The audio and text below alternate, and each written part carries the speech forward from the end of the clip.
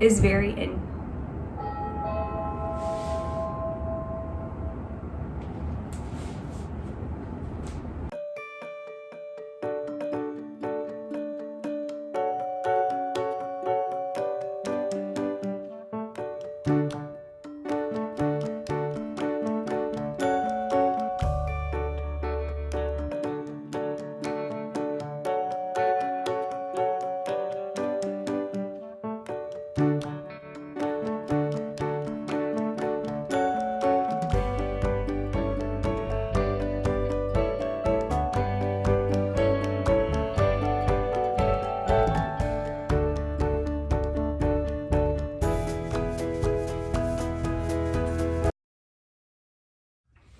Hi everyone, my name's Ashley and thank you for clicking on my very first YouTube video.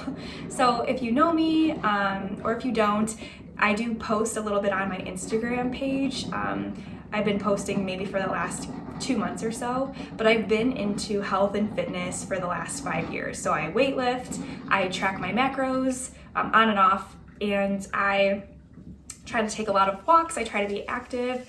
It's something I'm just always been into. So I'm actually studying to be a personal trainer, and I'm getting my certification in nutrition coaching and transformation coaching. So it'll take maybe another few months for me to get those certifications, but I thought it would be cool to just start my YouTube channel and see how I like filming. So I just wanted to give you 5 tips on how macro counting can be super stress-free and easy and help you achieve your goals. So my first tip would be to find an app that is actually like user-friendly for you. I don't care if Joey is using MyFitnessPal and Lisa is using LifeSum. They basically do the same exact thing. My dog. Hi, Henry. Welcome back. Welcome back.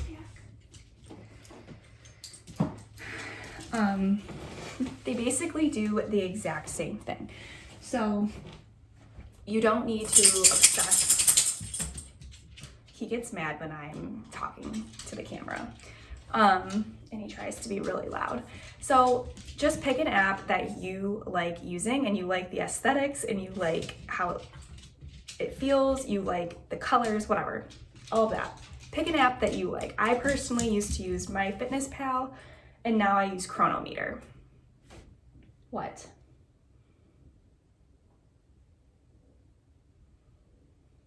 Anyways, my second tip would be to find a routine or a schedule that works for you to track.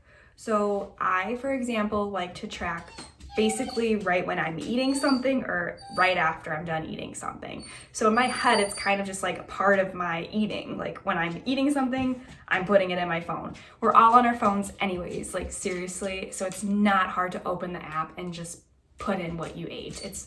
It's not that hard. Like, okay, if I was gonna be eating these dog treats, there's a barcode right there that you scan, and that's it. And then you put how many you had, how many dog treats. Henry, on the other hand, does not track his macros, but he's a dog. Anyways, so my third tip would be to track things even if you don't think you need to, like coffee or tea or a little packet of stevia or a dash of cream. Like, yes, some of those barely have any calories, if any, but it gets you in the habit of doing it. So just make it a habit. Oh my gosh, what? Stop it. No. Okay, so my fourth tip would be to focus on your weekly average. Try not to stress about each and every day that you're tracking, because let's say one day you're perfect. You met all your carbs, your proteins, your fats, you're right on point. And then the next day there's a work party or you have a wedding to go to, I don't know. and maybe you kind of don't know what to track, and you might have eaten a little bit over your calorie amount, your macros, but then the next day you're kind of basically back on track, and then the next day maybe you ate a little bit under. So that's the thing. All those days added up are gonna make a weekly average. And most likely, even though you were off a couple of those days, your weekly average will show you that you're fine, you're right on track. Like, don't focus so much on the tiny little details. Think of it as a bigger picture, and that every week brings you closer to your goals. And yes, the days make up the weeks, but you can't look at it that granular. You have to look at it more of like a big picture. So think of it as a weekly average, and I think that will alleviate a lot of stress. And then my final tip number 5, is to have fun. Seriously, like, I used to not make it fun. I used to make it stressful, and I used to make it overwhelming, and then I stopped doing it completely for like a year, which that's fine, but you don't have to do this your whole life. But make it fun, make it so you're learning something. Make it so if you have, I don't know, toast and peanut butter for breakfast, you kind of know, okay, that breakfast is tasty, I love it, but it doesn't have that much protein, so I'm gonna have a protein shake with it. Or if you're gonna have Domino's pizza, great, that's fine, but it's super high in fat. So maybe the rest of the day, or you kind of adjusted your day to have not as much fat because that Domino's pizza kind of sucked up all your fat bank from your macros. So just make it kind of fun and educational, because then if you stick to it, you're gonna start to memorize things, especially when you go out to eat. You're gonna realize a lot of the foods have oil in it, so you have to account for that in your counting.